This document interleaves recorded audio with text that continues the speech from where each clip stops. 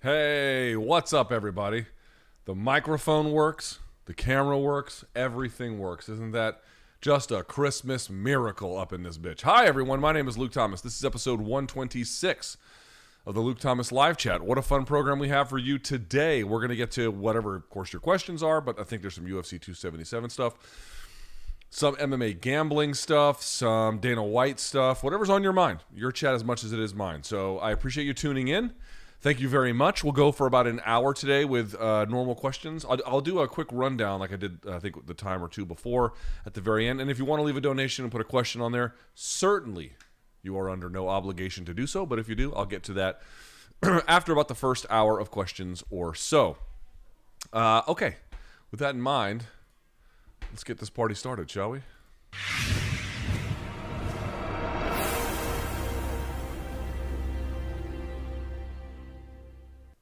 Hey, there we are. Okay, reminder, thumbs up, subscribe, all the fun stuff while this is going up and everyone's getting accustomed and, you know, sitting in their chairs or wherever the hell you're watching this. I made notes last time on something you guys had asked me, which was, how are red and blue corners... What the hell? How are red and blue corners assigned? So I actually asked a couple of commissioners in some pretty important states this past week, and they all had the same answer, which is that red and blue corners are actually assigned by the promotion. Now, the commission will get involved in the event that they see that, for example, if you guys may not know this, sometimes the commission can get involved and actually stop a fight from happening or whatnot by virtue of whether or not they perceive it to be competitive enough, right? So there were some questions at the time, like whether the Nevada commission would make Mayweather-McGregor. In the end, most folks thought that they would because, you know, hello, they're money-grubbing whores. But on the other side of the equation, there was still a question of, like, you got Mayweather, maybe the best boxer of his generation, and then some, against a guy with zero pro boxing experience, although he obviously was a decorated mixed martial artist. Would the commission allow that kind of thing to happen? There's other bouts that have been stopped that were usually not the regal kind, more like the low-end kind of it, some promoter doing something a little bit shady or just negligent. So what they did tell me was they will look at who is in the red corner and who is in the blue corner, and then if need be, they might intervene about who goes where, but really it goes down to the promotion. So my understanding is, you know, you'd have to ask the UFC directly. I'd have to talk to someone there or Bellator or whoever, but that they'll probably start with the main event or whoever's leading the card, assign corners that way, right? A side, B side, right? So, you know, obviously, you know, where the champion would go in a certain order, and then they would build the card out from there. But ultimately, the commission can have a say in who's the corner, but the, let's say, the rough draft of it, or even, you know, something close to the final draft, is presented by the promotion, and the promotion will put them. Also, there could be reasons where they have to group people together in certain rooms to share for, you know, walk out. Like, you know, they'll have certain fighters in one room and then certain fighters in another. And how they make that is, like, you know, who's got alliances and who doesn't, who would be trouble, who wouldn't, all kinds of stuff. But they also might want to group them A and B side depending on how they have to make and balance those weighted issues there. But it's a promotion issue the commission has say over, but typically does not weigh in. That is my understanding. So there is your answer to the question of red and blue corners getting assigned. I hope that answers everything you're looking for. All right? Okay, not a moment to waste. So let us get to it. All right. The first one's a long one, but I will get to it. All right, hello, Luke. In regards to the Oliveira and Makhachev fight, it seems many fans and analysts alike are characterizing it as a BJJ versus wrestling matchup and saying things like, quote, their skill sets counter each other. Can Islam use his wrestling to avoid the submissions of Oliveira? But from what I've seen, this fight is a wrestling BJJ and judo versus BJJ matchup. I would say even that is not quite right, but okay. Specifically, Khabib and Islam, they not only have phenomenal wrestling, but they are also great submission grapplers, have trained BJJ. Well, they've trained Sambo. And, you know, they've trained with jiu-jitsu guys, no-gi grappling, whatever. And have been learning judo for most of their lives on top of that. Yes, from what you've learned from watching them, would you tell people who might look at fighters like Islam and Khabib as just wrestlers, and what do you think it means in regards to Oliveira versus Islam fight? Well, first of all, Oliveira has wrestling too. Not on the same level as Islam, but the idea that he doesn't have wrestling is not true. I mean, with all of these fights, I mean, what year is it? It's not 1993 anymore. Like, you know, it's very rare. Even with a guy like Paul Craig, who is a heavy jiu-jitsu guy. Even then, it's a certain kind of jiu-jitsu for the most part. It's a lot of guard game. It's not a lot of offensive takedowns and then working on top. I mean that can happen, but typically it's not.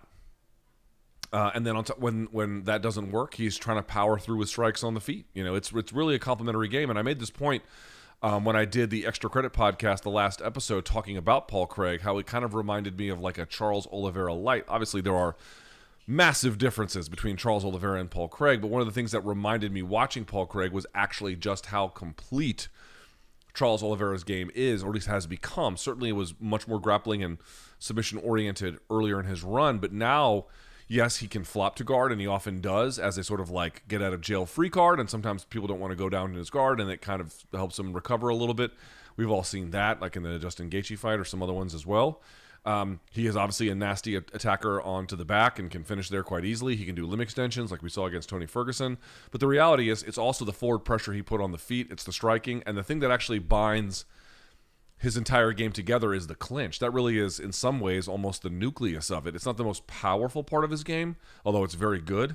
But it's actually what binds everything together. So, like, even then, calling him a BJJ guy, it's like, okay, like, if it came down to that, would that be a very valuable thing for him to have and use and potentially could play a very significant role in this contest? Yes, of course. But he's probably going to try and win on the feet for as long as the fight is on there, and he might prefer to keep it there depending on how things go in the grappling context. So, it's not unfair to say that, and I'm sure they wouldn't mind, that if you wanted to call someone like Islam a wrestler or somebody who has good wrestling and has wrestling-based attacks, yes, of course. But he passes, he can find the back, they work from these sort of half positions of leg rides. They do a lot more than, it's frankly quite silly, The question is, like, what will be the most meaningful weapons and where will the phases of the fight be? And that one's really hard to tell. Obviously, if it goes into Oliveira's guard, where then striking can happen but is limited, right? He could potentially, slash an elbow from underneath or something like that. But in general, that would be more of a clear jiu-jitsu kind of circumstance for him. And Islam, sort of whatever sambo and nogi grappling he has to combat that. Yeah, sure, that would change that would make it a little bit more simple. But the fight start on the feet. Islam could win on the feet, although I think if it stays on the feet, that's probably Charles Oliveira's fight to lose at that point. It might not even go there. It might be a striking contest for as long as it lasts. Look at Colby and Kamaru. Like, are they wrestlers? Yes, of course. Look at their first fight. Look at much of their second fight. It's predominantly all striking. So, these are really, really, really outdated ways of thinking about it. I mean, here's just the reality of it. I've been covering this sport for 15 years. I've got, moderately informative training experience, for whatever that is worth. I watch tape all the time. I watch fights all the time. The shit is complex. Like, I understand why folks are tempted to kind of boil down someone's identity to a style or a couple of them just as a means of simplifying the conversation. I get it. Not mad at it. I understand it. It's fine. But it's not really an accurate reflection of what's happening. It's not reality. The reality is it is myriad, it is complex, it is mixed. That word is included for a reason. And even then, like, when you say wrestling, what kind of wrestling are you talking about? Like, Khabib does have a double leg, but he and his family, they're the king of single leg balancing acts, right? They're real big on getting to the single, forcing you to balance, taking out the post leg. And then from there, they have a sort of a different set of universal rides on top, and wrist catching and ground and pound series and what they're trying to make you do. Like, all kinds of wrestling are not the same. Frankie Edgar doesn't wrestle like that. I mean, he's got some things that are like that, but they're pretty different as well. Conversely, like, Max Holloway is not really a wrestler, but look at the wrestling he used against Frankie Edgar. Yair Rodriguez. And of course, there are cage tactics that everyone kind of borrows from the other, and everyone's trying to sort of see, but there's wrestling out in the open, there's doubles, there's singles, there's high crotch, there's wrestling along the fence, there's wedge positions, there's staggered stance positions, there's hip crashing positions. I mean, what does that even mean? These are all generalities that make the conversation kind of possible and simplified. These are not accurate diagnoses of what is happening. Luke, we're talking about Usman Nurmagomedov, okay? Is he now the best prospect outside of the UFC, or there's still others out there that are better or should take a look at. Better or worse, up to you to decide. I will tell you again, I did this on the Extra Credit podcast. I'm trying to think of innovative ways to make that better. I've got some ideas I'm going to use for next time. But yeah, how about, if I'm mispronouncing his name, because I don't know how to do it Dutch style, then please forgive me. Reinier de Ridder. He is the doubleweight champ. Their middleweight, their light heavyweight over in 1. He just had a win over Vitaly Bigdash with inverted triangle. Dude, that fucking guy is a beast. He's a beast. He is awesome. I would be shocked if he doesn't find his way to the UFC, or, you know, we'll see what happens. I mean, maybe 1 pays him a bunch of money and he sticks around, but that dude is vicious. Vicious. He is very, very good. Usman Nurmagomedov is, of course, very good as well, but he fights not careful to the point where he doesn't look for offense. I don't mean that, but he doesn't quite have a same wide open style. He very much waits till the fight can be put on terms where he's comfortable, which can be in a lot of different phases, and then he really kind of pours on the offense after that. It's a lot of reservation, then go. De Ridder is just he's a lot of all action. He's phenomenal as well, and also Abdul Ragimov. I'm mispronouncing his last name. He's the Aries FC. That's the French promotion. Let me look up his name here real quick, because he's been impressive as well. Yes.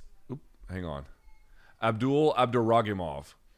He is the they call him the Lazy King. He is the Aries FC welterweight champion, and he's a fucking handful as well. 15-1. He has his last win over Carl Amasu, who they called the Psycho. He was a Bellator vet, judo background guy. If you guys don't know, he's French, obviously. The French are very, very, very good at judo. They're really good at judo. He beat Godofredo Pepe with inverted triangle choke. Godofredo Pepe is a UFC vet.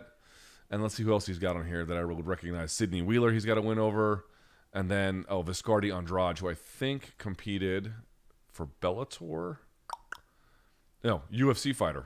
He fought in the UFC as well. He was on the Ultimate Fighter Brazil. He's got wins over all these guys. He's going to be in the UFC probably before too long as well. Speaks English, by the way. He's a hammer. So, dude, there's lots of great prospects out there.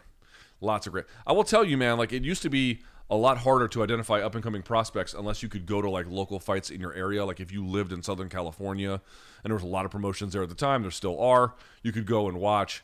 And, you know, I'll be honest, I'm not sure how I feel about the industry kind of consolidating around UFC Fight Pass. Is it really a good idea that the UFC gives these organizations money? That sounds nice, right? But of course, you know, and I don't think that they demand that their champions ultimately sign with them, but it does create a natural pipeline between what they're doing and the UFC.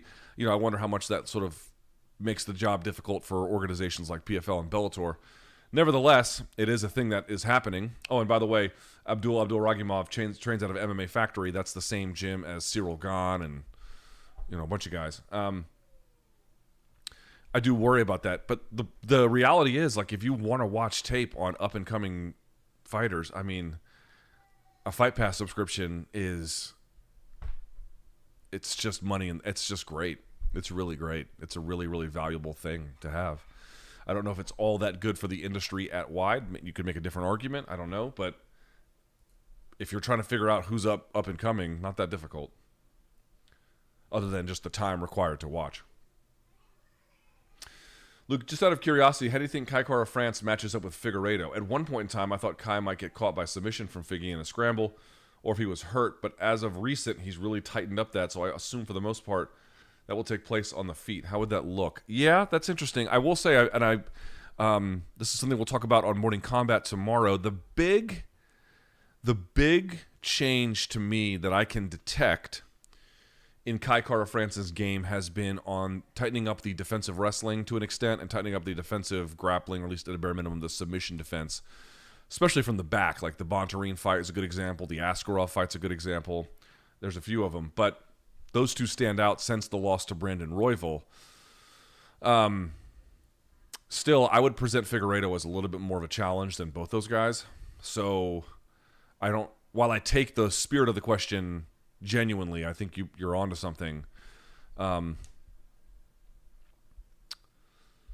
don't know. I still think Figueiredo's a little bit more little harder to handle in that regard. And on the feet, yeah, Kai Kara-France would be better there. I'd be interesting to see how he would deal with Figueiredo's leg kicks, which are substantial. Figueiredo, one thing he did really well against Brandon Moreno in the third fight was accepting the blitz but using it to clinch or get the takedown.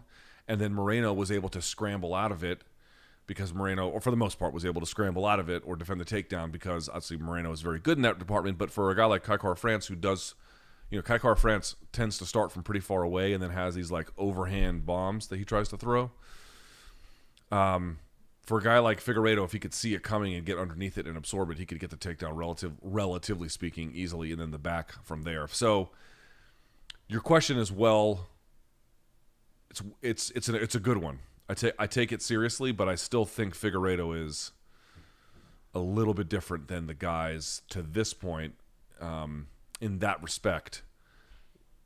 It's like he's got better grappling than Askarov and also a heavier hitter and also a better striker and like athletically more nimble. And Askarov was able to find the back, not like routinely, but enough to make it close, Dana,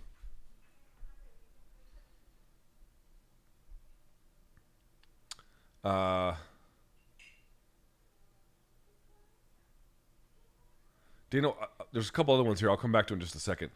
Dana White stated that Colby could go down to 155, did he? Or fight at 185. How do you see him doing in both divisions, provided that he could make 155 safely? Well, 185 I don't think would be a good idea, candidly. I think he'd be out-muscled there. 155 is interesting, assuming this is a true thing that Dana actually said. Assuming he could make it safely, I think he'd be a handful.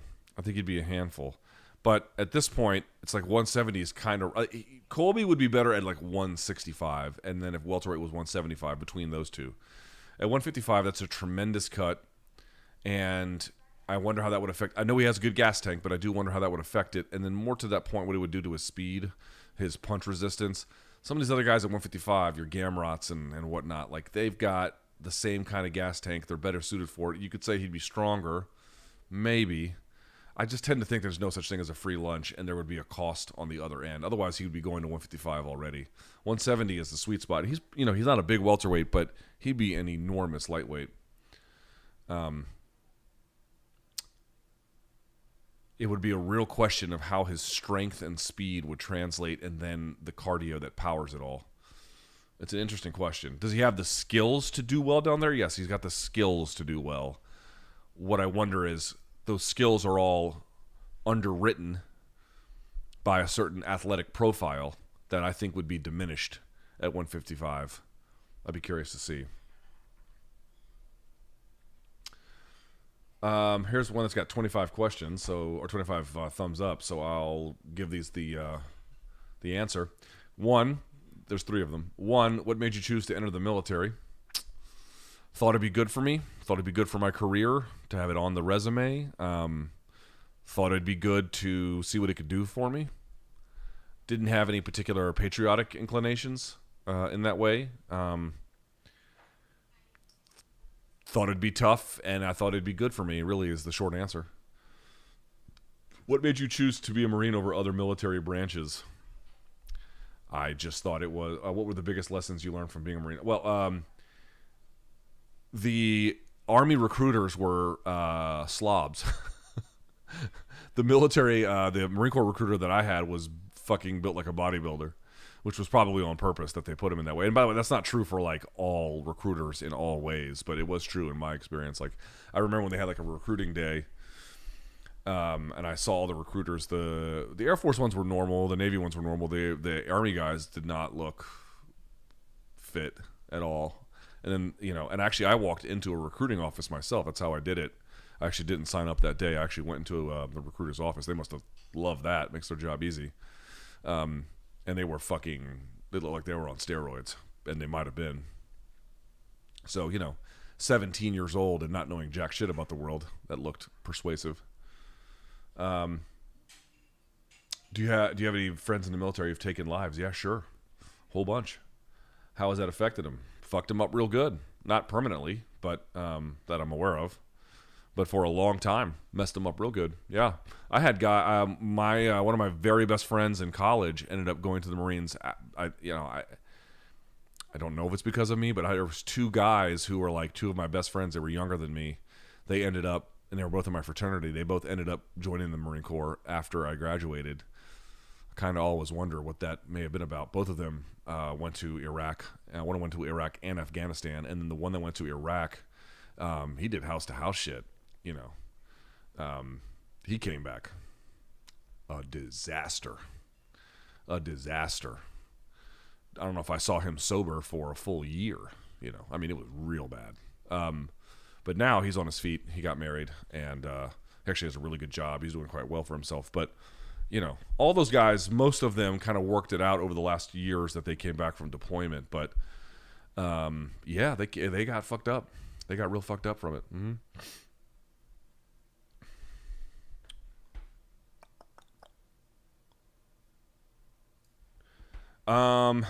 Certainly I'm no expert on this. Any good tips for lifting at home on a budget?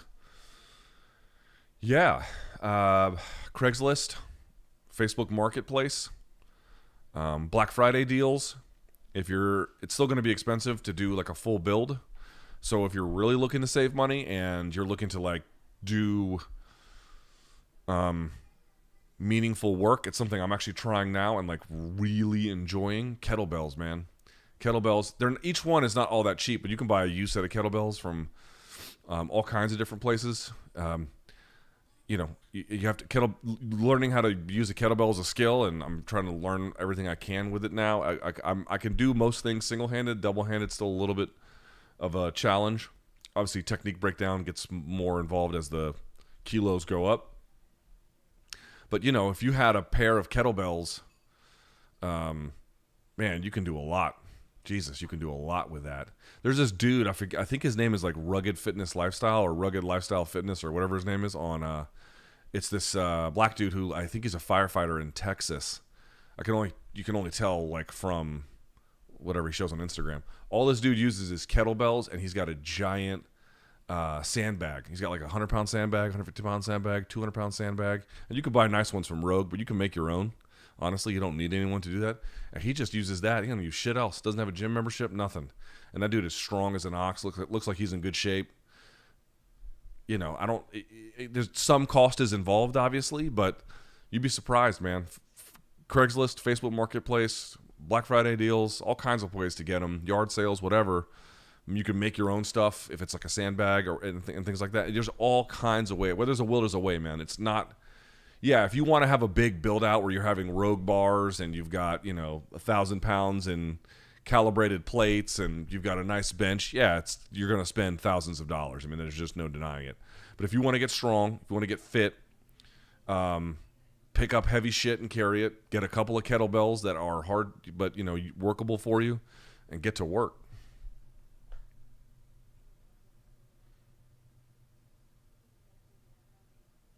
Luke, how do you acquire the ability to analyze fights in real time? Despite watching countless hours of footage, I struggle to pick up on fine details like foot position, feints, and traps. Well, first thing I'd say is that's going to be true for, even the keenest eye doesn't pick up stuff the first time around, right? Even the sharpest minds I've talked to, they usually require a couple of rotations through before they can get it. Now, they get it faster, and sometimes they don't need those. But in general...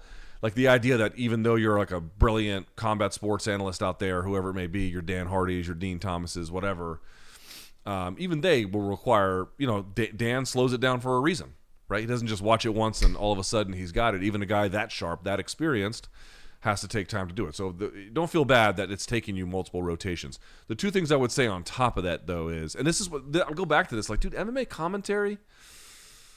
It's not that great. Not for me, and I that always sounds like some kind of dig. I don't mean it to be a dig at all.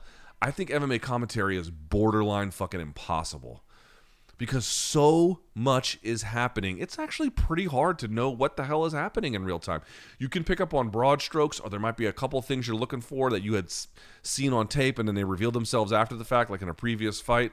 But in general, like, think about it, like, one of the biggest things, and I'm getting all my stuff out of my office next week, by the way, bringing it all back home. Yay, that worked out well. Tukey is out here. I mean, can we not?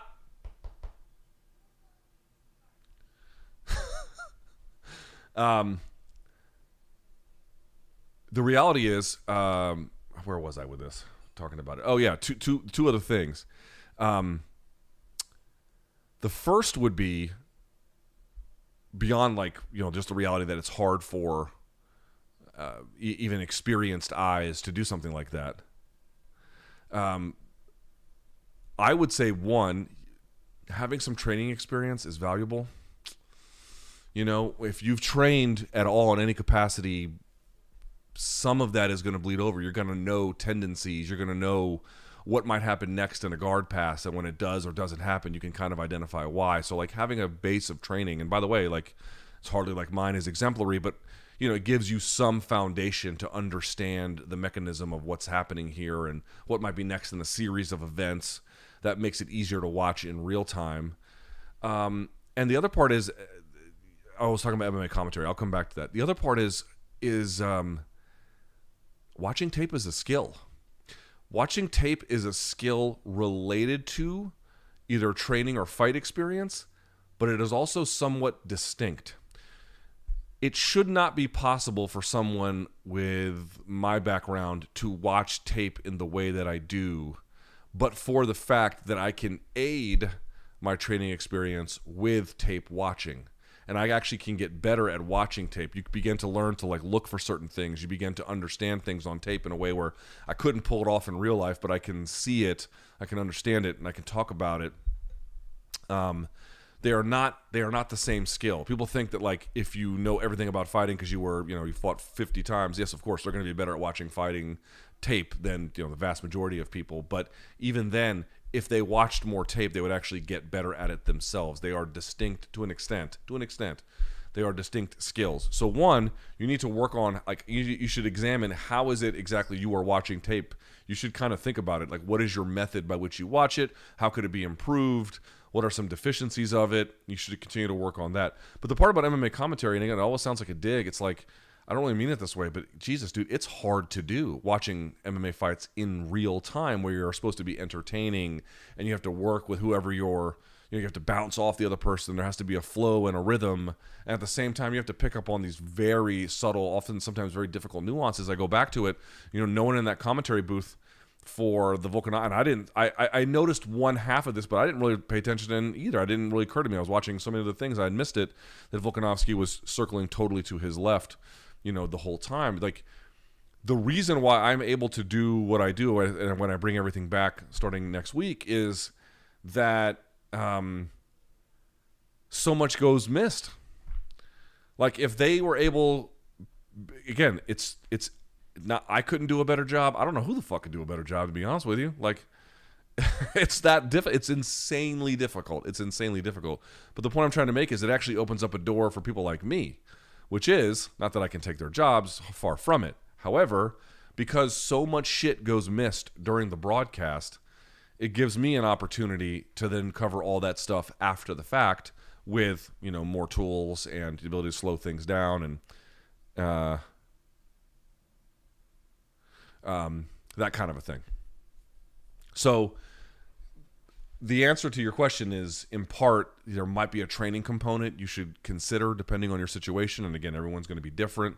You should examine your methodology for watching tape, see how it could be improved, and then just kind of understand it's going to take several rotations to pick up on stuff. That's just kind of the way that it goes. And that's true for even the very best minds. They don't get it in real time. They get some of the stuff. They can do better than you or me in real time for sure. But they leave I'll leave it this way. They put a lot of stuff on the cutting room floor that actually turns out to be quite valuable. And so I can come up after the fact, pick up the pieces, edit it together, so to speak, and make effective use out of it. That's how insanely difficult it is to call MMA fights. It's you have to it's funny, man. Who's kind of crazy, and y'all are gonna say this because, well, some people will say this because they have nothing but bad motivations to ascribe to it. Who killed it the other day? Was one of the better commentary duos I'd ever heard was Lorosenko and Paul Felder. Dude, they were bouncing brilliance off of each other. They were picking up all kinds of stuff, and they were like, one of the things that does kind of kill me is if you're the one thing I will be critical about MMA commentary, like, because that sounds like it was being critical. No, that's me trying to get you to be understanding of it. But the one thing I will be critical about is when someone makes a declarative statement like, "Oh, they're really looking great tonight." You need to tell me why. Their wrestling looks great tonight. You need to tell me why specifically. And one of the things that Sanko and Felder were able to do was like in real time, if someone did X, it could result in this, and here's the progression of what that might look like.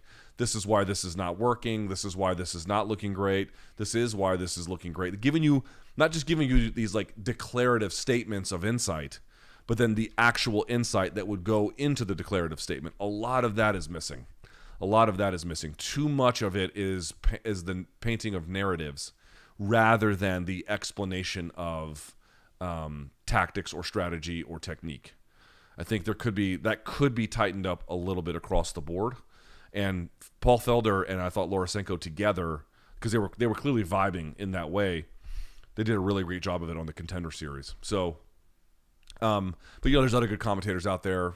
Paul Felder's good no matter who he's teamed up with. I think Dan Hardy's great. Cormier, I think, is good on wrestling, for example. Sometimes he gets the sillies, but he is obviously, I really value his wrestling insight and Cruz. I mean, I could go down the list, but you get the idea.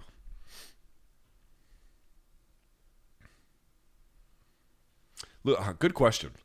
What do you think the pay-per-view buy rate will be for UFC 277? As a longtime UFC fan, I'm struggling with the reality of having to pay for this event.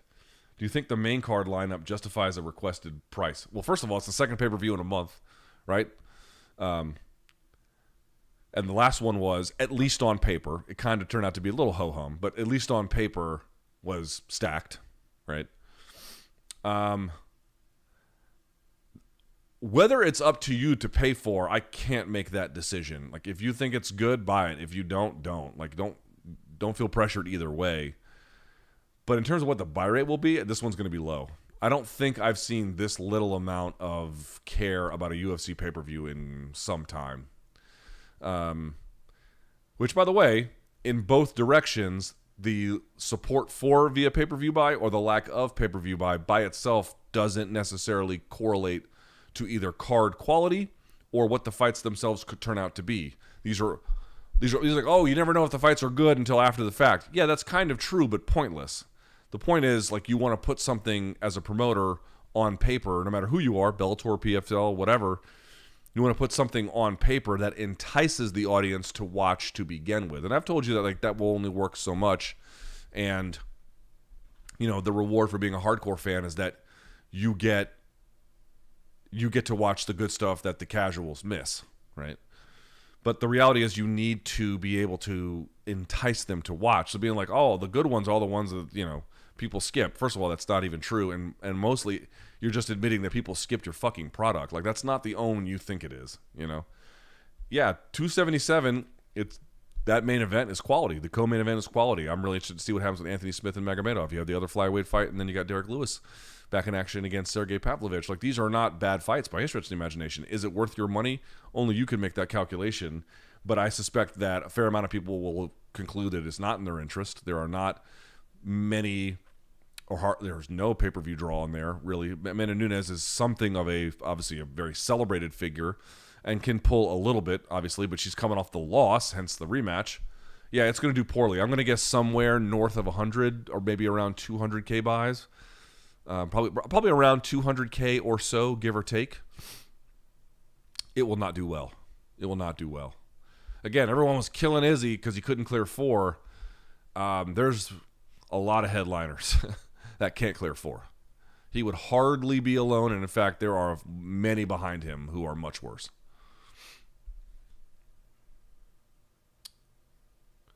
Hey, LT, hope you're doing well. With the rising prices of UFC pay-per-view, do you think that there will be more legit buys or more illegal streamers, assuming nothing is happening to said streamers other than Dana White's rant about them? I will tell you that the rise in price... So, okay, here's what's kind of funny. So I don't know if you guys have followed the story at all. Streaming, I'm not going to say is in trouble, but it's hit something of an inflection point, and it's not just ESPN.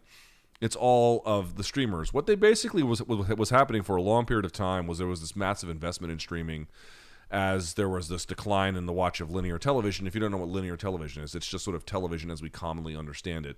Getting a cable box from whoever, DirecTV or Comcast, and you're watching the news channels. If you're American, ABC News, ESPN, whatever the fuck, TNT.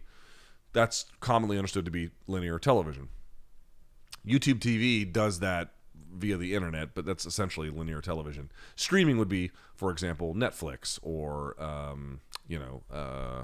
Disney Plus or something like that, right? And then they kind of bleed into each other with things like HBO Max. But the point is this: there was this heavy investment in the television kind of streaming space to the point where even linear television was paying streamers to get access to some of their shows to put on linear television and vice versa. Or Netflix, for example, paying all kinds of money to get access to whatever from the linear television networks. And it led to this boom in television writing and television demand for television content because there was this underlying presumption that streaming was going to sort of democratize watching TV, that watching TV was not just watching linear TV. Watching TV could mean watching on your phone. It could mean watching on your computer. It could mean watching on anything where they have a screen and access to the internet. Like if you just took dust particles and threw them into the air and they landed on all these different things, all of them become TV in this sort of new way of understanding it. But what they basically did, and it's sort of a complicated argument to get around to, but the long story short is that they overestimated the amount of people who would ultimately pay for these services and how many subscribers were ultimately there. And they thought that they could keep growing and growing and growing and growing the subscriber base. And they hit a brick fucking wall. You've seen these Netflix layoffs and everything else. And you've seen now Netflix has announced they're going to come out with an ad-supported free tier to what they're doing. So there might be like I'm going to make something up. I don't know what their tiers are. My wife pays for Netflix. But like let's say there's a $5 tier and what that gets you, and then a $10 tier, and then a $15 tier. Now there's going to be pretty soon a free tier, which is ad-supported, which is kind of funny because one of the benefits of streaming ostensibly was, everything's at the touch of a fingertips. You can go right to what you want. You're paying for a subscription. You don't have to worry about anything else. Now, streaming is coming back full circle into what? Linear television, where you watch shows and then there's ads in between, and then you're watching shows and then there's ads in between, and it's ad-supported, but it's free. So that's why these prices with ESPN Plus are going up. Now, they're claiming it's the loss of certain rights to certain kinds of sports or leagues or whatever, but it's really affecting all streamers everywhere. And you might see more, they're raising prices on one end, and what I think you also might begin to see is free tiers on the other end, because if it's just raising prices, to make a long story short here again, there's going to be piracy out the ass. Like, that's not going to work, or people just won't watch. There has to be something really quite valuable or accessible about it. What the fuck is the point of streaming TV if it's both expensive and inaccessible? That doesn't seem to work. So the price of the pay-per-view to me is less the issue. That's always been a big debate. When I first started watching, they were all, $54. I think maybe even less, maybe $45. Yeah, they were 45 and 35 for HD and SD, something like that. And now they're up in the 70s. That's kind of always been, there's been consistent complaints about pay-per-view prices, but that's really never held them back. To me, the bigger issue is what streaming models are going to do to make rev as ad-supported tiers potentially grow in use and popularity, and as the subscriber base is no longer as scalable in growth as they once thought. And again, it ain't just ESPN Plus or Netflix. It's a huge problem. Luke, have you ever considered THC vape pens as opposed to nicotine ones?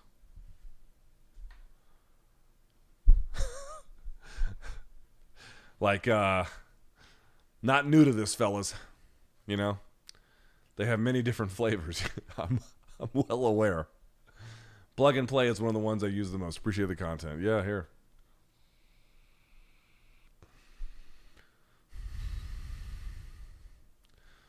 Yeah, they're great.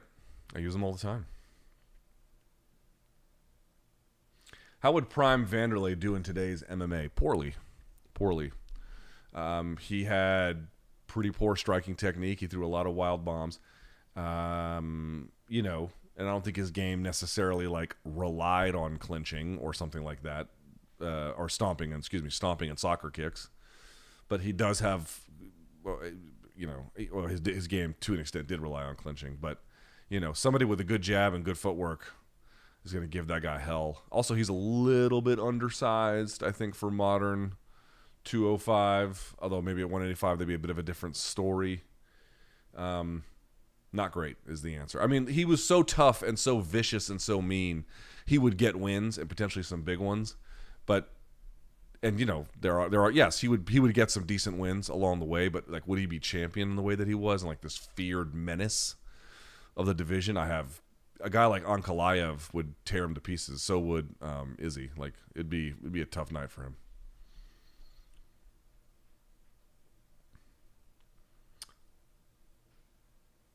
Luke, just want to say good work, mate, on your health and fitness. You can see the difference in your energy from last year to this year. Keep it up, brother. Yeah, I'm trying. It's killing me, but I'm trying. I am trying. Man, I have something wrong with my left knee. Your guys are going to be like, oh, Luke's health is falling apart. This has been ongoing for years. I just let it go and I just didn't do shit about it, So this is nothing new. This has been going on since even before my daughter was born. But now it's gotten worse, where when I bend my left knee, it feels like something right in the center is about to tear. And it feels unstable as well. Both of my knees like crunch and pop, but I'm told that the rule with crunching and popping is if it doesn't really hurt, then just ignore it. That's been the case with my shoulder, and that's largely been true. I don't really have to worry about it. And again, there's plenty of that on my knees. I don't really care.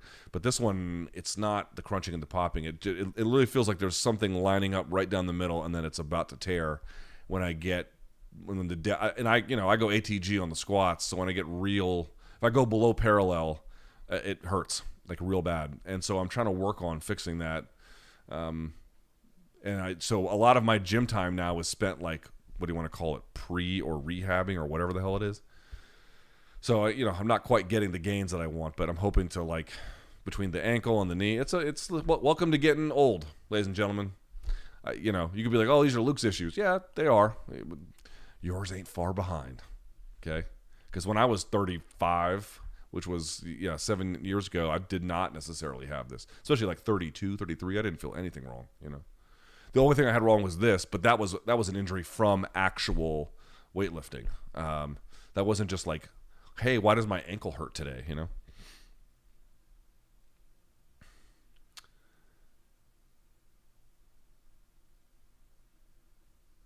Luke, do you think Shavkat Rakhmonov's head movement will be costly against elite strikers? Do you think his movement and IQ will make up for it? He has high fight IQ. It will depend, because he has the ability to fight the fight in a lot of different phases. So the question is, like, if it was a prolonged striking battle, what would that look like? Hard to say. I haven't given it much thought. I would give you a bad answer.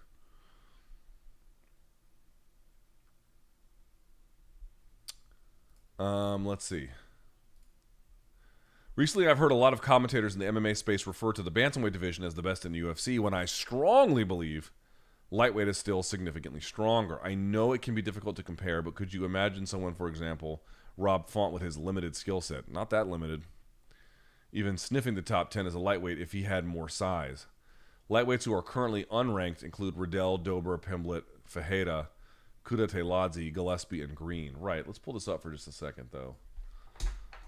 Also, it's sort of the dynamic action of the upper tier that is somewhat defining that. But, dude, Sean O'Malley is 13. Umar Nurmagomedov is 14. Jack Shore is 15. Frankie Edgar is 12. Granted, he's long in the tooth, but he's still getting some decent wins out there, somewhat. 11 is Ricky Simone, and 10 is Song Yadong. That's 10 to 15, folks. I mean, that is a fucking stacked division. Rob Font has his known limits. That's true. That's a talented fighter. It's a very talented fighter. When you say, what did you write? With his limited skill set, what do you? It's limited. I mean, no fighter is perfect. Everyone's got limits. Okay, he's got his. They're real, but he's real good. Like, his strengths are excellent. And yes, he's got some limits. I would like to hear more about what you think is limited about Rob Font. Again, every fighter has them. I'm not suggesting that they don't exist. I would like to know more about what you think and how that is defining of his place as, a division that's not as good. I tend to think very highly of Rob Font. I mean, yeah, he's had his issues, but he's quite talented. Good question. How do you feel about the proliferation of gambling within MMA? Within sports betting being more widely available in the U.S., it feels like much more of the coverage of the sport revolves around betting, fight odds, picks, etc. It also seems like it's affected how people watch the sport with bigger backlash against close decisions with more cries of robbery. Would love to hear your thoughts.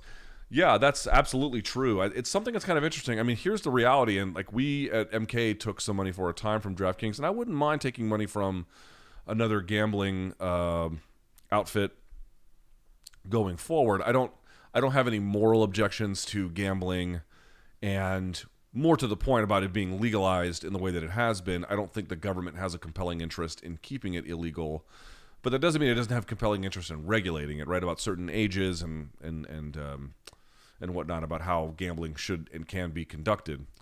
You're right about how that has changed how podcasts sound and everything else. Now, it's, in fairness, in the combat sports space, it's really not that much of a change. It is a little bit, for sure.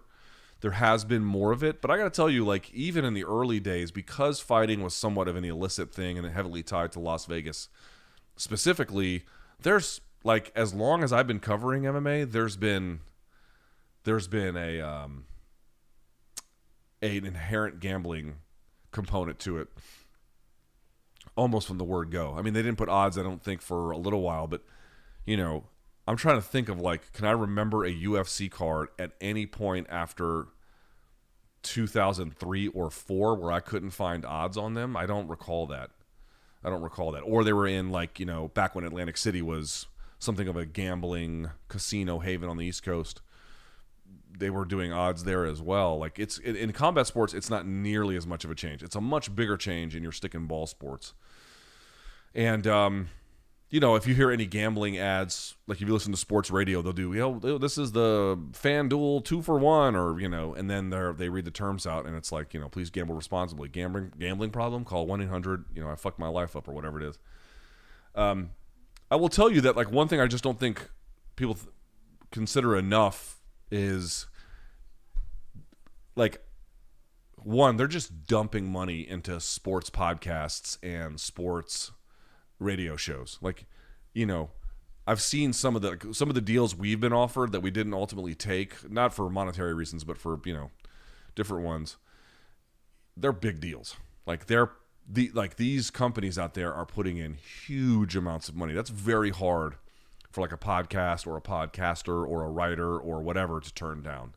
And that's going to be equally true for sports radio, that kind of thing. Like, it just is the amount of money that they have pumped into it is going to very much define the product. So I understand it for those reasons. Like, it's, I will tell you that one of the big improvements, and even then they've still not come as far as I had hoped. UFC has actually come a pretty long way in terms of getting better sponsors. But, like, here's something you should think about. They still don't have a marquee car sponsor, right? That's one big thing that has kind of always eluded them. They've had, like, off and on the Harley thing, and I think they had Dodge for a while or something, but they've never really had a marquee car sponsorship in that kind of a way, because it's just hard to get that product. Like, I make this point all the time. You should go, if you don't watch tennis, go watch, like, Wimbledon and look at their sponsors. Mercedes, American Express, Rolex. I mean, you can't fucking believe who their sponsors are. Meanwhile, you watch a UFC contest, and dude, if the UFC is pulling this, you can only imagine what it must be like for, like, regional promotions. P3 and, whatever the fuck. So here comes, I don't know who their sponsor is, FanDuel or DraftKings, whoever it is. Here they come, and I bet they're putting in shit tons of money. Dude, that's hard money to get, even for a brand as established and big and as successful as the Ultimate Fighting Championship. So I think that's part of it on the first level, and then it bleeds over into podcasting and radio. But here's the one thing I would just always caution people to think about. It's like, do I think the government has a compelling interest in preventing sports gambling? I do not. They might have a compelling interest in regulating components of it, but not outright banning it. I just don't think that's the business that the government should be in, and I think most of you would probably agree in general with that statement. However, there is, I'm going to say it again, there is no such thing as a free lunch. I am not in any way of the mind that the government has a compelling interest in banning alcohol sales. I think that'd be a real bad idea for the government to be involved in that. However, by legalizing it, you are making a choice societally about how this is going to go. You are making a choice that there are going to be significantly more drunk driving deaths, significantly more health complications by virtue of ODs from using alcohol or, alcohol poisoning, getting into the hands of young people, abuse from people in their 20s, how it's going to contribute to domestic violence problems. Like, dude, it's going to do those things. Now, you want to do whatever you can to limit that. You can make who you want to sell it to, what kind of cultural practices are enforced, and there's a lot of different ways. And also in America, where everyone has to drive everywhere, no wonder we have so many problems with vehicular death and drunk driving, because we have created a society where having a car is basically essential to getting anywhere in most places. That's not true, obviously, for places like Manhattan or, maybe your city is in a similar situation. But a car is, in the United States, is an extremely important component of daily life. And so by legalizing alcohol in the way that we do, we are saying that this will be an inevitable consequence. But that's still better than the government trying to ban that for either principled or other kinds of pragmatic reasons. Same thing with marijuana. Folks, I'm all in, trust me when I tell you, I am all in favor of the legalization of marijuana, in part because of the machine that was put behind it to put people in jail and the war on drugs and all other kinds of stuff. Plus, there's medicinal benefits, and there's a lot of reasons why, again, the government does not have a compelling interest in outright regulating it. But by legalizing it, there are going to be health and social trade-offs as a consequence. That is going to be inevitable. They might not be as stark as the ones around alcohol, but they will exist. It's not possible to just let a drug grow freely into society and just assume this will only result in a net positive.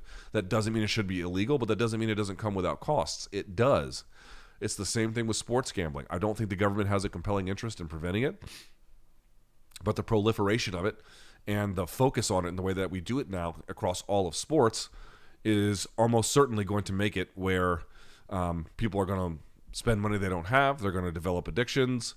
They're going to develop all kinds of poor antisocial behaviors. There's going to be all kinds of problems as a consequence of allowing sports gambling to be legalized. It's why you want to do it in as regulated and, to the extent possible, rational kind of way. Some of this is just not preventable as a consequence, but so I'm not here to argue that we should get rid of sports gambling. It's here to stay, and I think it's good that it's here to stay in general. But do I think that there's going to be a lot of cases of people who lose their ass by virtue of how much more accessible this is than it ever once was? There's not a doubt in my mind. And again, none of this stuff is written into stone, right? If it actually did turn out that the proliferation of sports gambling produced harms well beyond expectation of what we had imagined, then there actually might be a case for limiting it in certain ways, where it would still be legal in Vegas or in certain cities or in certain ways, but not as much as it is now. None of these things are... when I say the government doesn't have a compelling interest in regulating it, it's only based on expectations about what kinds of harms it actually offers, and then the principle involved about personal and social freedoms. But yeah, I am very cognizant that there's going to be a lot of disruption to people's lives as a consequence.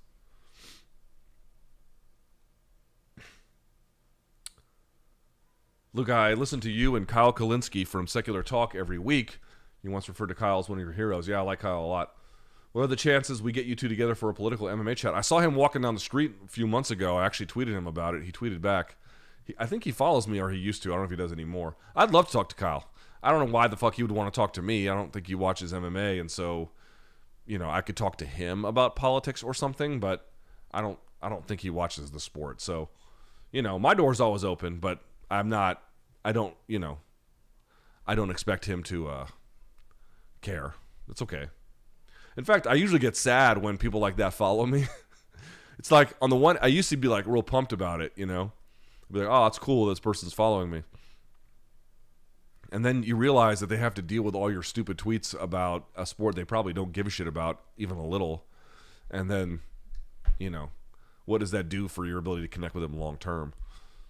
Maybe you don't feel it in that way, but there's definitely been times where I wondered how much. And if I retweet something that they do or say that's not necessarily MMA related, I'll get all the people who are MMA focused, in my mentions, and they'll kind of respond to them. And a lot of times it's not as enlightened a response as I would have hoped. And then you can see them react to the people I retweeted them into, and it's just like, oh fuck, like I did not want this to happen, So, long story short, I like the dude a lot. I don't know if there's really a case for us to get together, but wouldn't say no. All right. If Pena, Moreno, and Brasso in August win their next fight, should the UFC do a pay-per-view in Mexico with Pena, Aldana as one fight? Okay. Shevchenko, Grasso, okay. And Moreno, and then he's going to say, my guess is Pantoja, who will fight Alex Perez on Saturday. And then Yair versus Emmett for the interim title. That would be fucking awesome. That would be awesome. I'd love that, man. I'd love to see that. I love seeing the growth of MMA in Mexico. Love it. For as important as they are in boxing, if we could get a fraction of that, you know how much better MMA fighters would be out of there? I mean, they're already getting really good, but you know what I mean? Like, the level of talent that Mexico has produced over the decades in boxing is extraordinary. I would love to see something similar on the MMA side. We would be rich as shit for it. Luke, you seem to really enjoy conversations with coaches rather than fighters. Not exclusively, but generally. Would you consider starting up an interview series with different coaches to break down ideas and concepts in modern MMA? I would love to, time depending, but the answer is yes. The answer is I'd love to do it, but here's what I want to do. And you can do it with a fighter as well. What I want to do is be able to sit down with the coach in person and then watch film with them. That's what I want to do. I want to do watching film with a coach, sitting there together, going through it. And not like a film or a fight beginning to end. Like, hey, I've selected these pieces. What do you think of this, that, and the other? Use that to have a conversation about broader trends or important developments.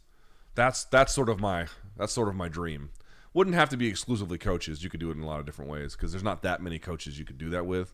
You would find out pretty quickly that you would run out of, like, if you did one of those a week, you would run out of new coaches that could meaningfully like talk about things pretty quickly. But every once in a while, yeah, I'd like to do that.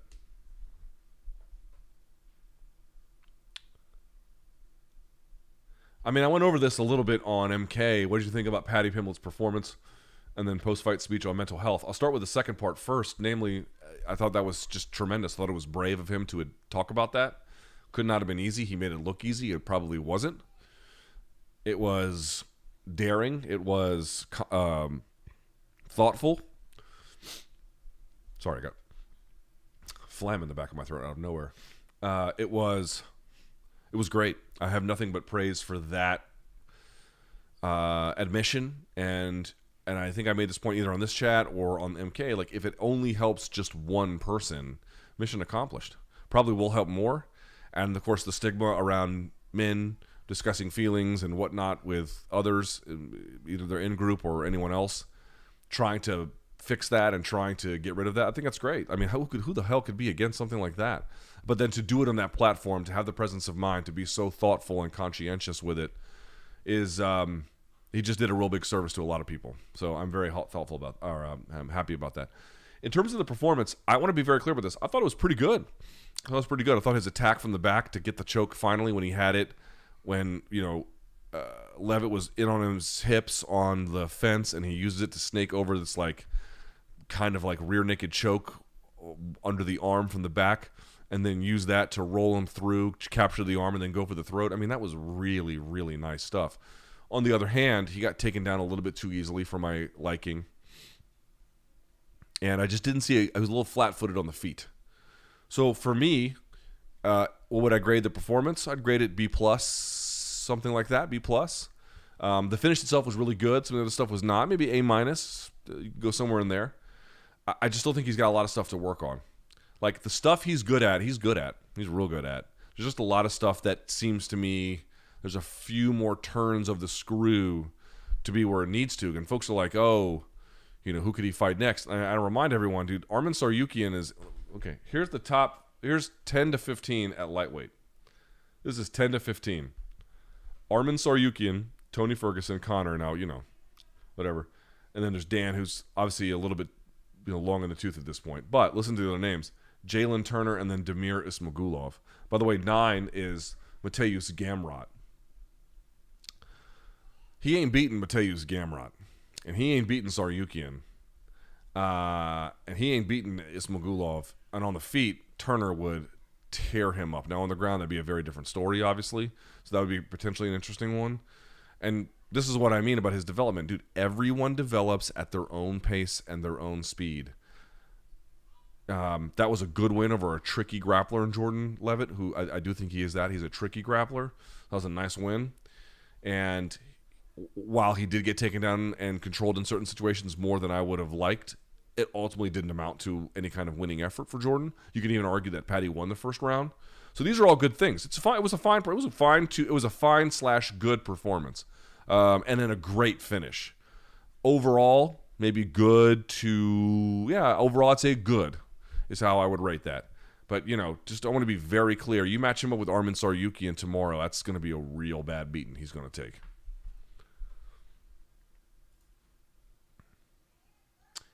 Luke, I noticed Nate Diaz is plus 750. Jesus.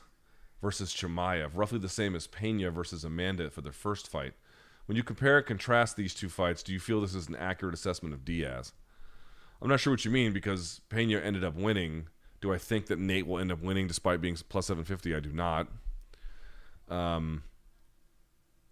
Okay, so what are Diaz's methods to victory here?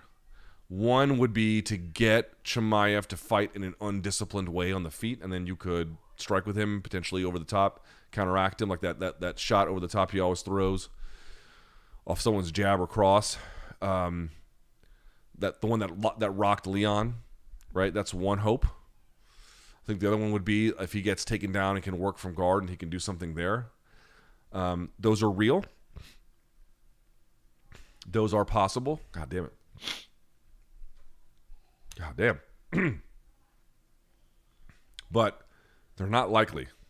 They're threats that Chimaev and his coach has to take seriously. But remember, it's like those are just individual weapons. Now, the guard is more of a sort of a place than a weapon, but it's also a weapon too. You have to be able to get the fight to go there. And that, to me, is where Diaz is going to be lacking both physically against a guy like Chimaev, and then in terms of like clinching and wrestling, he's just not going to be able to define the fight on those terms. Chimaev is. And so, it does depend to what extent what kind of fight Chimaev wants to fight. After his undisciplined showing against Gilbert where he still won, I wonder if his coach had a little bit of a conversation with him. If he's careful or even moderately risk-friendly, he should win this one no problem. It's, to me, a question of how undisciplined he ultimately ends up being. Let me answer one more of these. Two more of these very quickly. Are you sticking with Thursdays for shows, or are you eventually intending to switch to Tuesdays? Here's the thing. I do want to switch to Tuesdays, but there are weeks where, again, I'm not outside hanging shingles on a roof. I'm not here to present my workload as something I'm asking pity for. I'm not. I'm in a very privileged position. I fully recognize it. But it is important, no matter what your profession, if you can at all do it, and I realize that some people live in a world where they have to work all the time, and, it can't be easy. You got to take breaks when you can for your mental health. That Tuesday ends up being a pretty nice break from the, Fridays getting ready for the fights, Saturdays post-fight, Sunday we're getting ready for Monday's show, and there's a lot of work that goes into it. Plus, if I'm going to start doing technique breakdowns again, Sunday becomes a big day for work. Monday becomes a big day for work. Tuesday, you need a fucking day off, if at all possible. So, again, while I recognize there are people out there that haven't had vacations in years and they work all the time, I get it, I don't have it harder than anyone. I don't mean to suggest as much, but it does work a little bit easier for me on Thursdays in that way, or Tuesdays to have Tuesday off. So I don't know is the answer. Maybe not. Are you up on British comedy? Have you ever seen Blackadder starring Rowan Atkinson, who's Mr. Bean? Do you have any favorite British comedies, and if so, what are they? I have not seen Blackadder. I did see. I've actually never seen. Well, that's not true. I've seen one episode of The American Office. I've only ever seen the British Office,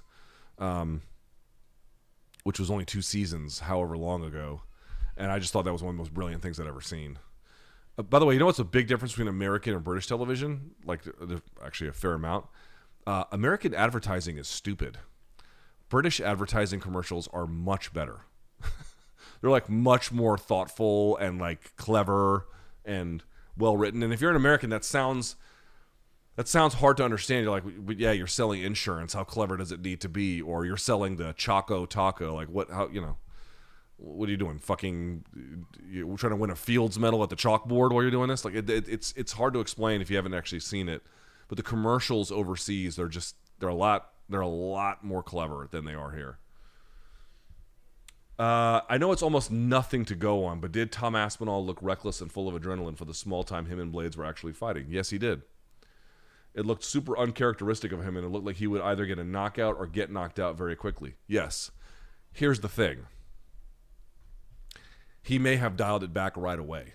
He may have dialed it back after about a minute. Maybe he wanted to see exactly what Curtis would do if he did that, and he knew it was a little bit reckless.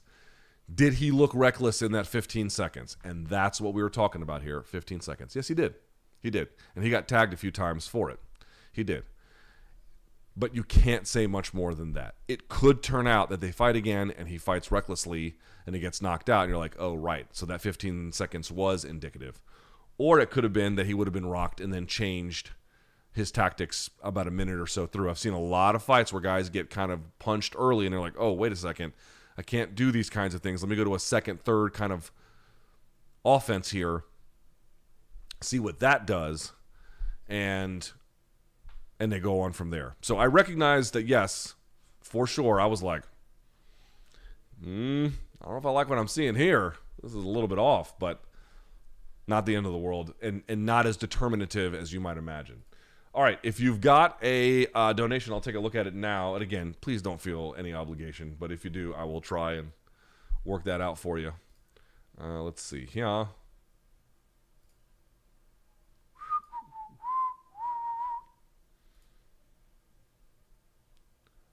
right.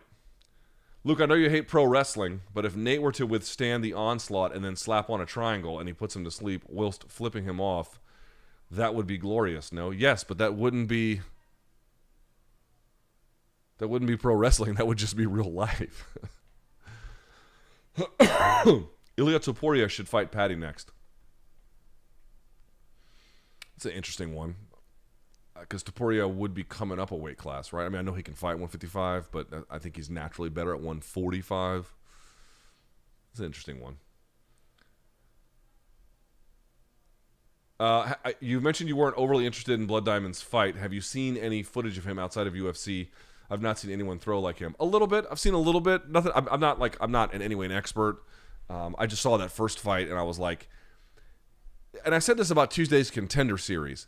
It's not sometimes, actually a lot of times, it can be a question of good or bad. Is this fighter good? Is this fighter bad? But when someone's making their UFC debut, I'm more, especially if they have like a very famous team or friends, like obviously Izzy is one of his guys. I'm gonna try and give them the benefit of the doubt and say it's more gonna be a function of green or not green, like how developed in their own process are they. He looked to me to be very underdeveloped for MMA purposes when I saw him, but we shall see. Analysts are predicting a global recession in the near future outlooks. What kind of effects on an impending recession on MMA as a whole? So I've lived through 2 recessions already, watching, I think, at least 2. Definitely the big one around the crash of 2008. But it's a little more resilient than you might imagine. The reason being is because watching a pay-per-view with friends is a collective effort, And there actually is some research to indicate that UFCs, they have put out research that says, let me put my chair in a fixed position. They have put out research that kind of indicates that up to, I think they have on average 10 people at home. The average group that's watching a pay-per-view is 10 people. And I tend to think that's probably overstated. But when they say that this is something where costs can be pooled for a night out, both in food and everything else, there actually is some research to prove that. We'll see what happens with pay-per-view prices. And again, that was also not in a world where people were paying exorbitant prices for streaming the streaming prices have gone up. We're going to see if ESPN Plus ends up putting out an ad-supported tier and to what extent UFC events end up on that. I think that will be interesting to see. But the 2008 recession was bad, and MMA did okay. It did okay. Plus, there are UFC sponsors, but it's not like the fighters have a ton anyway, so you wouldn't necessarily be worried about losing them. I'm not going to say MMA is in any way recession-proof. I don't think that's at all true, and that's extremely simplistic. But having seen a recession already, and a bad one at that, MMA did okay. I think some of the things I would worry about is, again, what it would mean for subscriptions to streaming services. By the way, Showtime, which hosts Bellator, would be one where you'd have to ask the similar kinds of questions. DAZN would be another one as well. And now that DAZN is fully leading into pay-per-view, DAZN pay-per-view, which is fucking hysterical. I cannot get over that. That to me is just like, and I'm a DAZN customer, so I can as a customer, I can say what I want. I like DAZN, and they're signing, by the way, some MMA organizations again, which I'm really glad. They're signing one that's going to be in Bogota, Colombia, soon, called Naciones. I think Naciones MMA. Can't wait to watch it. I'm going to watch it. I'm a DAZN customer, and I'm going to continue to be one. But they pitched their entire existence as the answer to pay-per-view, and here they are. So, fucking hysterical. But in terms of the recession, I do wonder what it might do for folks who are, excuse me, for like tickets to shows. It's not like PFL and Bellator are, giant ticket sellers to begin with, but how much would a hit affect them based on their revenue generation? Like, there's a lot of questions about that. But in terms of like the UFC's product, I would say I'm more or less not super concerned. Why did people find Hermansson's last fight boring? He was active, didn't grind out neutral positions, had Curtis hurt in round 2. I don't know what people want to watch. Thanks for any insight. They want to see, again, if you're looking for a sport to be an entertainment product and it is sold as one, I understand fans having a inclination towards being like, hey, this was insufficiently entertaining. I just think if you're going to watch MMA enough, it behooves you to understand how the sport works. And then once you understand how the sport works, you can look at an outcome like Hermansson-Curtis and take that position, which is yours. The problem is that there are casual fans that just they think they're buying a bag of heroin and they want to get high from it, and they didn't get high enough from it. It's, that's sort of a crude way of describing it, but it sort of gets to the heart of the issue. Do you find it as endlessly frustrating that the UFC has inaccurate tail of the tape stats? Cerrone's not 6'1", Ortega's underlisted.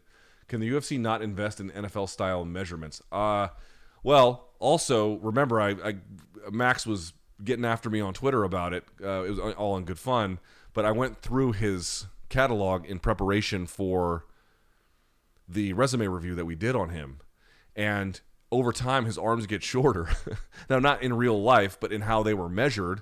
It went from like 70 inches to 69.5-inch reach to like a 69-inch reach. It just kept shrinking. And I'm like, what the fuck is this? And then I noticed it happened with Conor too, where his height was all over the place. I just think that they try to do these. They don't have yes, to answer the question, they need a more standardized version of measurement is really how this should go. How about Paddy versus Moicano? I think Moicano would fuck him up. Dober, that's an interesting one, or Riddell. I think all those guys would kind of give him a problem. Would be a big step up, but all winnable in different ways. Okay, I don't think he can beat Moicano at all. a ground battle, I would favor Paddy over Riddell, but on the feet, Riddell would take his lunch money. And even then, Dober's pretty well-rounded. Could be wrong. Maybe I am slow-rolling him too much. It might be a fair criticism. I don't think those are winnable fights right now. On a scale of 1 to BC's 90s references, how frustrating was Paul Craig's last performance? Not really. His style seems extremely labor-intensive and ill-suited for the current scoring system. Yeah, but he knows that. Like, he knows that better than anybody. He knows that 100%. And you're right. Like, it clearly is inadequate for the needs of a modern MMA game. Yeah, no, you're right. You're 100% right. But what I would humbly say is he knows that, and he just wants to do that anyway because he likes to fight that way. He has pulled out surprise wins a number of times. I sort of have a begrudging respect for that, to be honest with you. I get what you're saying, like, hey, work on the well-roundedness. Not everyone is trying to do that necessarily, you know? They want to be well-rounded, they want to win fights, but they want to win fights in ways that, dude, it is mixed martial arts. There is a certain artistic creativity to it. We kind of lose sight of that sometimes. There is a little bit of that. We think of it as fans winning and losing very pragmatically. What is exactly the sort of the pragmatic steps you need to take to win? And there is something of a personality that drives fight styles. And this is one that tells you about his personality in some kind of way. And I don't think he wants to lose that. Now, maybe I'm covering for him and he actually does want to, but it seems that way, you know? What is a good video / resource to learn about the evolution of the MMA scoring criteria? Here's one. It's not just the scoring criteria per se. Oops, hang on.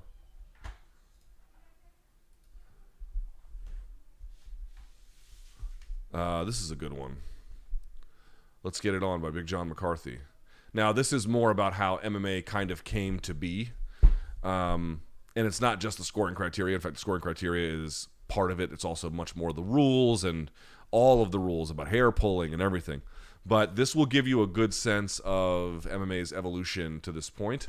And then after that, any kind of modern resources from, I think Mark Goddard has an online school. There's journalists like Sean Sheehan of Severe MMA, as well as Aaron Bronstetter of Canada's TSN and some other places. They really try to walk you through this stuff. But start at that book and see where it takes you.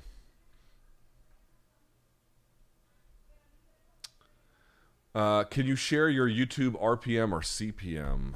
I haven't looked at that in a while because since I don't upload as much content, I have not paid as much attention to it. Let's see, what is my CPM? This can't be right, but it says my CPM is $20. I don't think that's right. Or it could be because of the live chat, but that's not accurate. That's because I don't put out, there are ads on this video, but there's a donation component, so that's going to skew it. So it would be better if I uploaded more videos and then took out the ones that get donations, and that would give you a much more accurate sense, because that's vastly inflated over what it actually should be. More rapid fires at the end, I will. Between Shavkat, Khamzat, and Brady, who is the furthest along at this moment? Well, okay. Khamzat is actually, like, what is he, number 2 in the division? So in that sense, he's further along. I'd say Shavkat, of all three, is the most finished product. But I think that Brady has more room to grow than all three. So who do you believe will ultimately have the best career? That's impossible to fucking say. Shavkat is the most put together of all three, but all three are still, untested is not the right word, but we don't really know how they would do continuously against the upper limit of that division, against the top 5 guys. Well, now we're going to figure out pretty soon. Not so much for Khamzat, but for Shavkat with his, well, we'll see how he does next, but Brady's going to take on Bilal Muhammad. That's going to tell us a lot. Someone says, which are some good amateur promotions in the DMV area where you can get an amateur fight as a novice if you're interested? Is it Cagezilla? Cagezilla is by far going to be your best. They have asked me to work for them a number of times, and I really would like to. I would love to do commentary for them, but I just don't have the time. I just really don't have the time because it's often on nights where it's a UFC night, which means I need to give my attention to that, particularly if it's a pay-per-view, or, you know, if Showtime is making me travel for something and it's a big Showtime boxing event. I tell you, I would love to call fights for Cagezilla. I really mean that. And I have in the past. In fact, I called one of Sadiq Youssef's amateur fights. Even then, I was like, holy fucking shit, this guy's going to beat up a lot of people. He was one of those dudes, when I first saw him compete, I was like, right, okay. There's a couple. There are sometimes I have seen guys make their way through the ranks, and I wasn't sure if they were going to make the UFC. You know, it was a little bit unclear. And sometimes they did, and I was really wrong about it. A lot of times I wasn't. And then there are guys that come along, and you're like, oh, right, they're going to make to the UFC like that. He was one of those. I was very impressed. He didn't need to have as many amateur fights as he did. Not that he was like sandbagging. I think he was trying to work on his development, but he was ready for stiffer competition pretty quickly. There was Donald Cowboy had like an amateur series around here as well. I don't know if they are still in business since the pandemic. A lot of people from this area will go to Shogun fights. No, that's for amateurs. I don't know if Shogun does amateurs. I know they usually do like mid-level pros. They might do some amateurs somewhere along the lines. There used to be a lot more of them around here, and they since the pandemic, I'm not sure what happened to them all.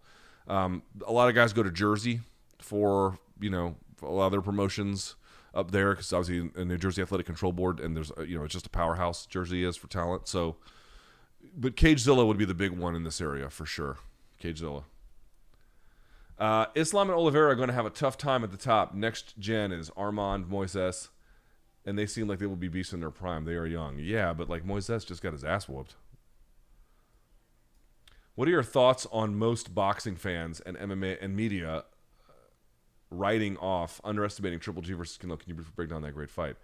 I don't know if they're well, I would say I'm interested in seeing it. The problem is that Canelo may have gotten away with one in the first fight. I thought Canelo was the rightful winner in the second one, but it was close. The problem is, since the time that has elapsed, I know Canelo is coming off of the Bivol loss, but that's a guy at 175 for crying out loud. You know, we're talking more like 160 around these parts.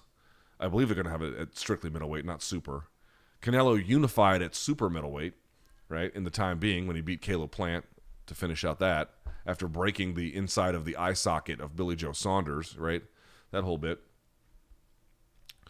The issue is that Canelo has entered his prime as Triple G has kind of exited out of it. Now, that doesn't make it not winnable. That doesn't do any of those things. But, like, you know, I know there's going to be people who tell me I'm wrong. Tell me I'm wrong. I don't give a shit. I thought Derevyanchenko beat him, or at a bare minimum pushed him to his absolute fucking limit. And now Derevyanchenko, I'm calling one of his fights for Showtime on Saturday on the prelims. You know, now he's taken a lot of abuse, and that Charlo fight was tough at the doubleheader, and he's fought, you know, he Danny Jacobs, he's fought a lot of big punchers and shit, but and then he fought Murata in his comeback after a long layoff, and he did look good in the end for sure, but he got a bit of a slow start. He looked a little bit like he was suffering to the body, and Murata's a good fighter. You know, Murata has a big punch, and he was hurting him, but it just felt like you could tell he was visibly older. He was visibly older, and it's like, if you couldn't win the first time because maybe Vegas screwed you, if that's what you want to say, and second one was close. I thought Canelo won, but second one was close. It has only, his physical gifts have only deteriorated, while Canelo's physical gifts and skills have only gotten better. What would be the reason to think he could get it done a third time? Now, of course, it wasn't, I think, until the fourth time that Pacquiao and Marquez fought where Pacquiao put his fucking lights out. Now, Marquez also looked like he had been using creatine the whole time, I'll say. But I don't know that, and it's hard to judge exactly and whatever. But so it's not, you know, and let's see. Who was it? Rampage beat Wanderlei in their trilogy in the third one, right? So there was that as well. But it's just that if he was going to beat Canelo, the feeling is that it would have happened in the first or second time. Now that he's, I think, 40, and Canelo's like, what, 32? I had to double check. Somewhere, you can dead wrong me if I'm wrong, but somewhere around there. It just feels like this is his least decent chance of getting it done. And by the way, it's not riding like riding a horse. It's writing like writing off your taxes. Luke, if PFL find a way to sign Nate Diaz, you can stop there. They're not gonna. You can stop right there. Let me put it to you this way. I've not talked to Nate. I've talked to people close to Nate, but I've not talked to Nate. I'd put the chance of him going to PFL somewhere around negative 8 billion%. Give or take. Give or take. Somewhere around negative 8 billion%. And that's not me slandering PFL. They don't have anything to offer him. Like, I don't know how many big fights he has left. I think he would much prefer to box. I don't know what's going to happen with Jake Paul and Hasim Rahman Jr. I think Rahman Jr. might hurt him. I think Rahman Jr. might win. We'll see, because he has to get drained with the weight, and that could change everything. But skill for skill, Rahman Jr. is far better than him.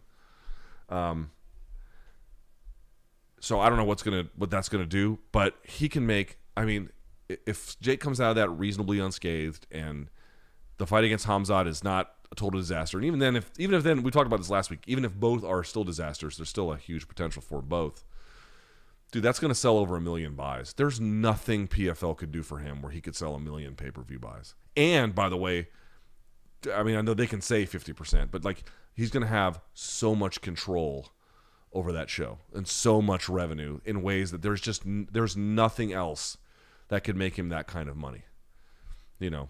So, like, people shitting on Jake Paul, it's like, I'm not saying he's doing Nate a favor or that you have to watch or like it, but that opportunity being what it is going to get Nate arguably the biggest payday of his career, even more than what he got with Conor. Well, depending on how it sells and all the things that line up, and given his share of the revenue, right? He could make an absolute fucking fortune. He can have his own sponsors. I mean, he's gonna clean up, and good for him. He should. Can we get your Mount Rushmore of BBLs? I don't know if I even have a Mount Rushmore. Who are the ones that I have pined for over the years? Sofia Vergara, Salma Hayek,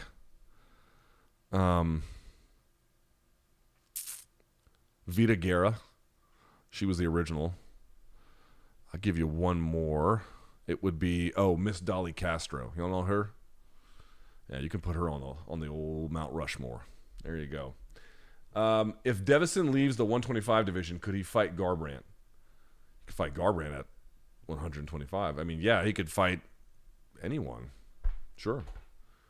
Let's see if there's any more of these, and then we'll go do some quick hitters, and we'll call it a day. All right, one more. Hey, Lukey Marks. Any thoughts of Cedric Doumbé, former Glory welterweight hammer, fighting in Paris? Yeah, I think he only has 2 or 3 MMA fights, not that many. Obviously, he's got a storied kickboxing career. That dude's an absolute beast of a striker, clever, can set things up in all kinds of different ways. I don't know how fully vetted the rest of his game is, but if you're asking about someone with a kickboxing style that I think could translate really well to MMA, Doumbé would be at or near the top of that list. He is that good. He is appointment viewing for sure, if for no other reason than just to see how it goes and see how ready he is. But yeah, I would love to see. I'd love to see exactly how he looks. All right, let's go back and do these real quick. Some rapid fire. Hang on. Some rapid fire. And then we will wrap this up. All right, let's go. Let's see. Luke out here looking like, from the picture I posted for the community thread, like he's been nominated for Country Album of the Year. It's funny. Let's see what else we got. All right, most influential book, movie, and college course that you read, watched, and took. Most influential book would be Anarchy, State, and Utopia. Movie would be, again, this is very easy, Ron by Akira Kurosawa. College course. I will tell you. There it is. This one. An Introduction to Symbolic Logic. Boy, let me tell you, this was not easy.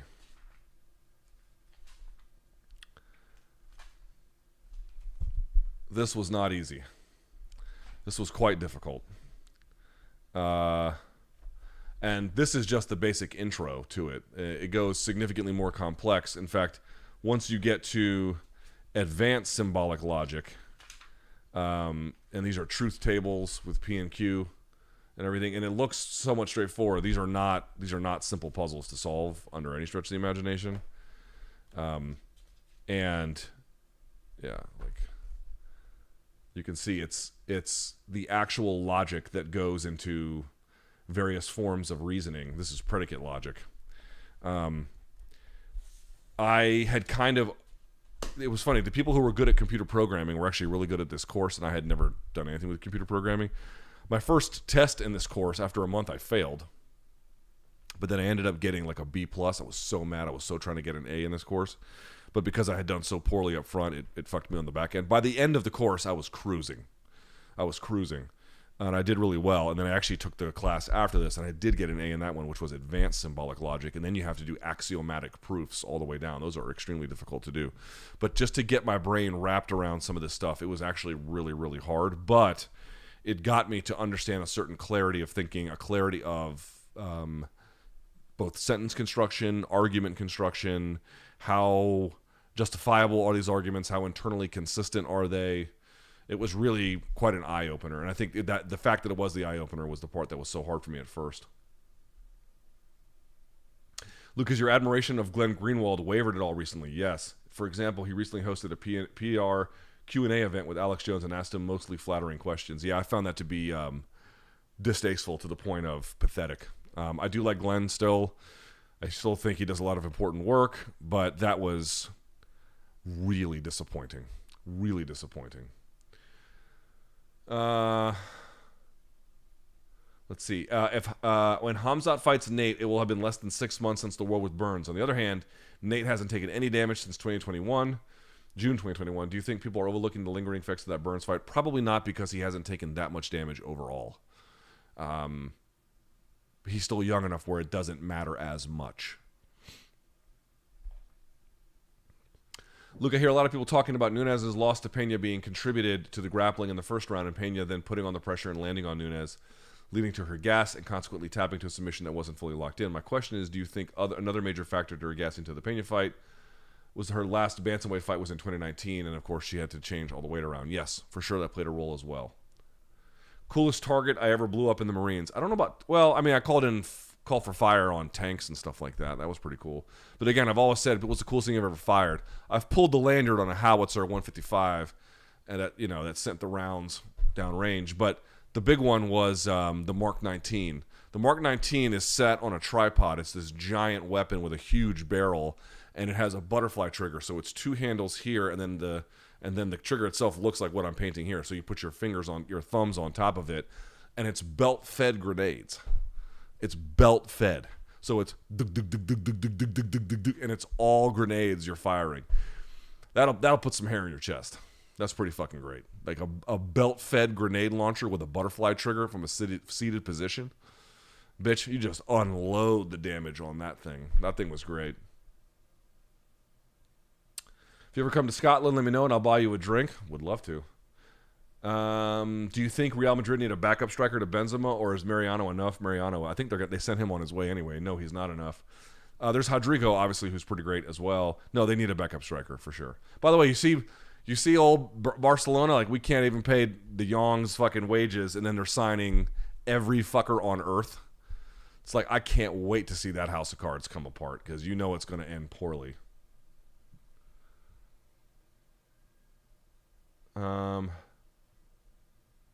How could Cody Garbrandt have one of the greatest defensive performances ever against Dom Cruz, yet show very little defense in every fight since? I've asked people around him, and they all say it's been the coaching changes. I'm not entirely sure how true that is, but I've heard that more than once.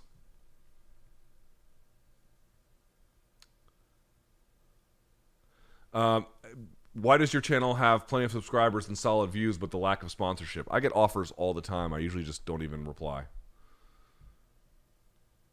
Biggest career goal you want to accomplish within the next 5 years? I would like to have a steadier television gig, whether it's boxing or MMA.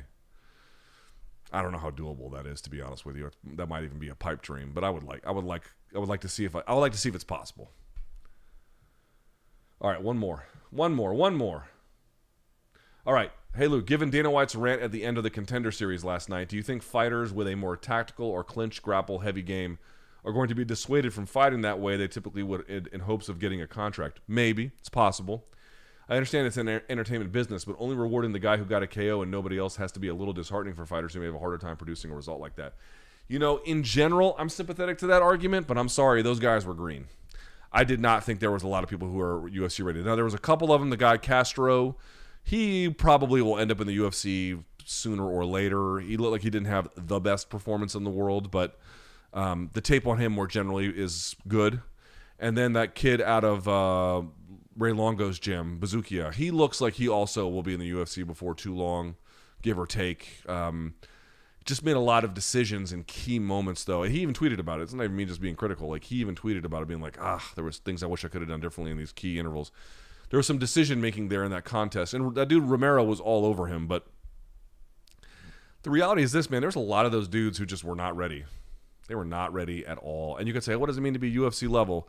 It is a fluid and unclear thing. But if you're able to get a lot of, and you can see this in UFC fights where guys get takedowns and they can't do a whole lot with it. But one of the sort of key things that I pay attention to for people in the regional scene is, these guys who can get takedowns and then they can't really do a whole lot with it. They don't pass guard that much. They don't really ever threaten with any kind of thing from there. They're just good at like control positions, and there's nothing really beyond that. And not because they just elected to not do more, but because they actually can't. Like, they get stuck in certain situations. You see that a lot. You're not ready. Or like if they take you have to. There's a big question if like, excuse me. There's a lot of people in the UFC who may not be in there, but for the fact that they might be kind of popular, or relevant to a home market or something like that. But I just didn't see a lot of UFC ready talent. I didn't. You have to have a certain degree of polish and danger to your game to make it through that show. I recognize that they put artificial pressures, but that's a problem that they have. A lot of those guys. I actually didn't disagree with Dana at all. All right. As a reminder, there you go. Thumbs up. This will be up on podcast tonight/tomorrow morning. Thank you guys so much for watching. I greatly appreciate it. If you have any questions, email me, lukethomasnews@gmail.com. There's a whole slate of you who have emailed me. I have starred all of your emails. I will get back to you in about the next week. This past week has been crazy. I have a video. I have to travel tomorrow, and then I got to do the Showtime thing. Then I have to worry about MK next week when BC is gone, and then I have to go back to New York again for the Jake Paul stuff. Like, I got a lot of shit going on, so it's been a little bit of a challenge, but I'm working on it. So I will get back to you. But thank you very much. I really appreciate it. And until next time, bitches. Let me pull it up here. Where is it? Oh yeah, stay frosty.